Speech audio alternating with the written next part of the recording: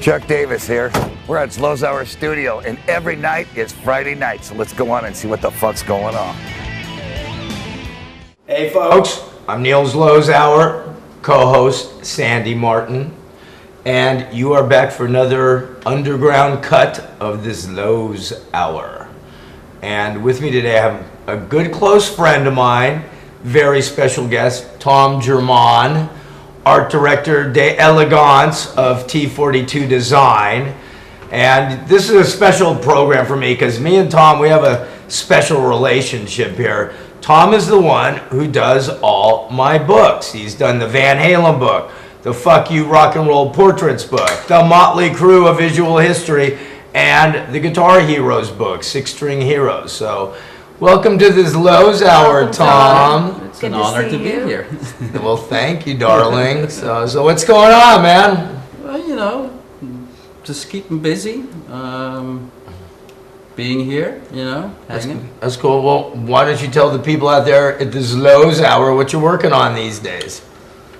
What am I working on? Couple of books. One you're going to mention in a little bit. Yeah, we're going to talk about our next venture together. And it's sort of the time of the year where in my studio we're sort of revamping things, working on a new website, portfolio, just kind of, you know, taking the time to do all that stuff, gearing up for next year. Right. Yeah. By the way, the website, T42 Design, DESIGN, no S at the end, .com. So if you want to see some of Tom's work, why don't you tell the people, like, basically who and what you do and who you've worked for and album covers and tour books, and give them a little background, because, you know, you people like you and Tori from Red Monkey and Jackie King and Wendy Dio and Kelly and Kathy, I like the behind the scenes people. Like, everybody knows Chad Smith and Steve Vai and Zach Wilde, but you're the people you can't just read the interview. So, well, T42 Design is basically my wife and I. Her name is Toby, and we formed the company in '96. I had worked prior at a couple of record companies, MCA Records, Maverick, but doing felt design like work for them? Yeah, Okay. I was sort of a junior designer, junior art director, but after a few years I felt like I want to start my own business and have my own clients and not having to deal with the corporate world. you mean record company bullshit? He's trying to be nice, but it probably was better back then, you know. But so yeah, we started our own business, small, literally mom and pop shop. We have a studio in our house in the ground floor. And you know, we do a lot of work for entertainment industry, obviously.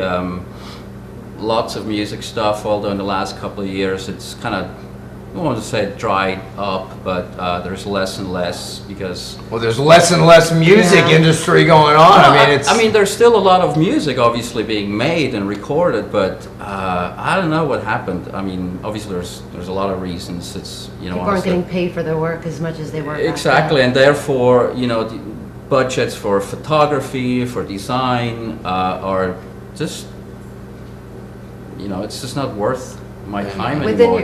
Within your company, do you do anything else other than music stuff, or? Oh yeah. I mean, we do corporate identities, you know, the usual sort of collateral kind of stuff. We did a redesign of this concert venue down in Anaheim called the Grove of Anaheim.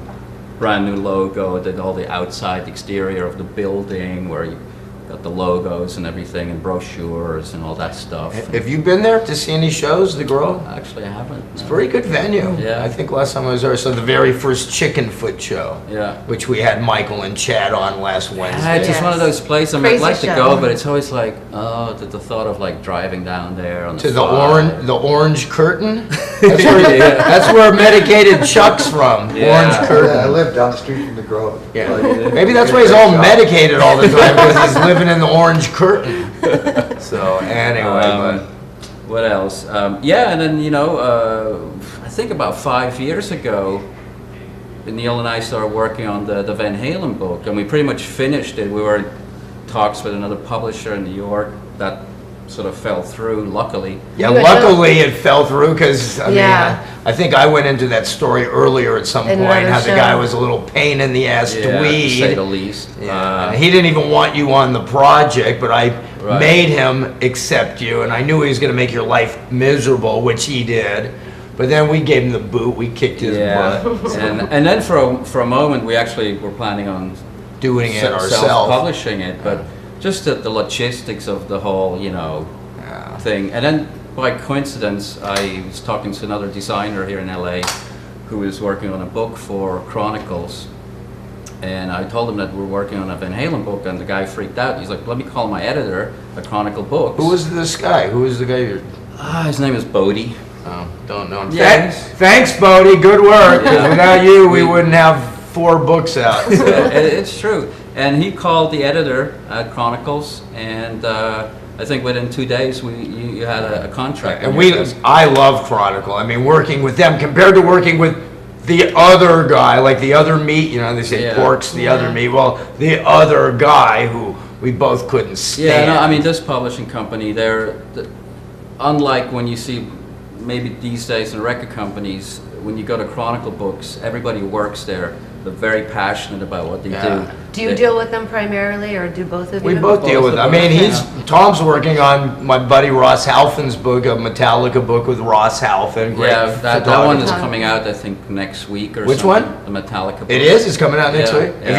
Have you seen a final copy? Uh-huh. How's it look? Pretty sweet. Okay, good. Did you get Ross affiliated with Chronicle? Probably Tom did, actually. I I brought him mean, in. He's a great photographer. Yeah, I mean, to me, there's very few, and my 2 favorites are this guy and Ross. Alfin. well, and our other favorite just passed away not Right. too long ago, Jim Jim Marshall, Marshall. who... The greatest of them yeah, all. the who greatest rock photographer Yes. that ever lived and will ever live, who I had a pleasure of working with about 10 years ago. Yeah. We did a photo shoot with a singer-songwriter type of guy, and What was his name? Because I shot him too. Tom Freund. Yeah, but didn't I have to go in and reshoot Jim's stuff or something? I forgot what it was. Well, I think we were down in Austin. We did Yeah. some publicity stuff with him. But with Jim, we were in New York, and boy, that guy, for his age, he made us drink like... Yeah, Jim was a good... And he talks louder than Neil. I doesn't don't know, he? was he louder Oh, than me? yes, he's very loud. And his Tad- nose was Yeah. definitely bigger than mine too. But But Jim, he's a great guy. well, he was a great guy. Yeah. But he's around. He's up there looking at us right I mean, now. there's a few photos on your walls here. I mean, just some of the most amazing photographs ever.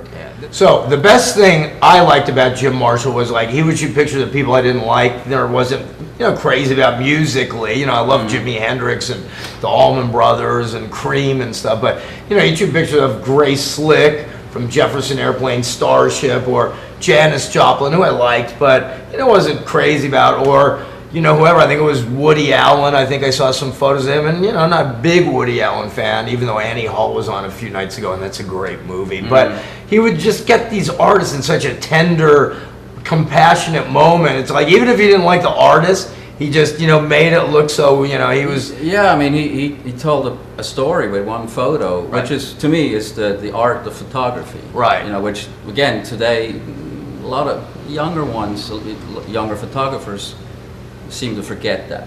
Well, nowadays with digital photography, Yeah. we were talking a few months ago, and now there's no film and processing anymore. So whereas, 15 years ago when clients were sort of conscious about the cost of film and processing, which was $30 a roll, now you put a digital chip in your camera and you can shoot thousands and thousands of photos. Yeah. And there's no money involved. So the thing is, these companies, like if I charge so much money and I've been doing it for 40 years and a new kid comes in, he's been doing it 3 years and he charges this much, their philosophy is, oh, we'll just get the new kid for this much and just have him shoot 10 million photos. It's like my saying, if I hit on 100 girls, I have a better chance of boning more than if I just hit on 5 girls. If you shoot 10,000 photos, you got a better chance of getting 5 good ones than if you shoot 10 photos. But, it ain't quantity, Well, but it's that's quality. a sign of the record companies. It's it seems like quantity is more important than quality Yeah. these days, and Right. it's very Yeah, unfortunate. and plus, I saw some photos of someone, and you know, they were going to use it for the cover of Musician's Friend, and the person had tree limbs coming out from his head and bushes behind him. Right. And the philosophy these days is, we'll just fix it in the mix. It Well, doesn't you know, matter how bad it is to start with. We can fix double chins. We can fix the tree coming out of his head. We can get rid of the bush here. We can fix the bags under his Right. eyes. Well, that's something I had to deal with. Maybe I don't know, 10 years ago, when you know a lot of kids come out of art school or so, and or maybe not even. They get a Mac, computer. They buy Photoshop, Illustrator, whatever, and all of a sudden they think they're designers. Right. Right. They call themselves art directors. Right, well, and they have no clue about the history of art and design. They have no idea about typography, Right. about editing photos. And They think they do. Yeah. of course they think they do, and those are the kids that, and good for them in a way, that those are the ones that now get hired by the record labels to do CD packagings for $2,000. Right. And I just can't do that anymore. Right. You know, Right. and so I had to move on and do other stuff. Right. Well, you got to sometimes you got to reinvent yourself and just move into different avenues that normally you don't move into. I mean,